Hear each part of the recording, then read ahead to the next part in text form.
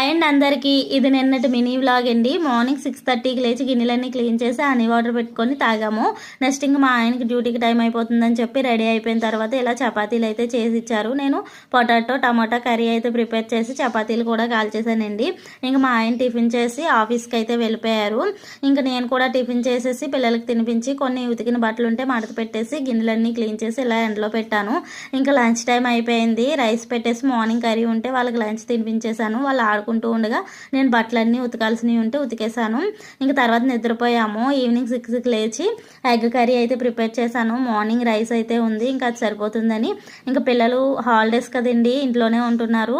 Chocolates కావాలని అడుగుతున్నారు 4 days నుంచి, అలా అని చెప్పి చాక్లెట్స్ అయితే చేశాను. నెక్స్ట్ ఇంకా డిన్నర్ టైం 9 అయింది.